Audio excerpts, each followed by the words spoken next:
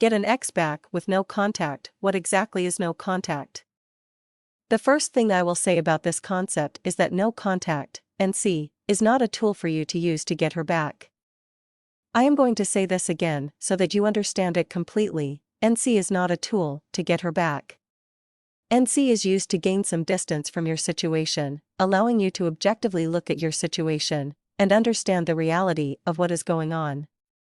It is virtually impossible to get a clear understanding of anything when you are so emotionally involved in it. This means that you are not going to try and convince her to be friends. She may want to remain friends, but this is a terrible idea, because she is most likely offering that out of guilt for hurting you. You are going to say, "I'm sorry, I can't be friends with you right now." I'm sure you understand. No explanations. Do not get into telling her how hurt you are and how it is too much for you to deal with. She knows that and she will completely understand. If she doesn't, well, maybe you should reevaluate the genuine goodness in her. If she insists on maintaining a friendship, then she is nothing more than a selfish slug. Plus, you don't want to give her the ego boost of hearing how much power and control she has over your life. Having NC with your ex means exactly what it says. You do not call her, you do not email her, you do not text message her, and you do not reply to any attempted contact she makes with you. There are a few reasons you would want to put this concept into practice. The first thing it does is, as I stated earlier, it allows you to clearly see your situation for what it really is.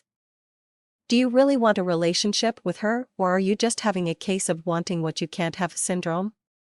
If you put yourself at a distance from the drama, you may begin to think of things that you didn't find appealing in the relationship. Maybe she was a woman that farted in bed and that disgusted you at the time, but once she left you, it all of a sudden became cute. Maybe she had chronic halitosis, and you were always worried she would catch on to why you didn't kiss her a lot, and your pride has forced you to forget that little bit of information.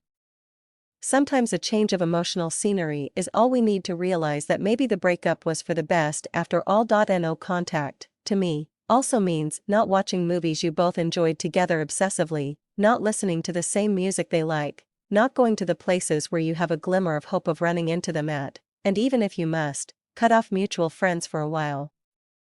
Remember that these don't have to be permanent changes. Only until you can do those things without being reminded of her in a way that causes you to slip into a deep depression. Another reason to practice this is to lessen the pain you feel.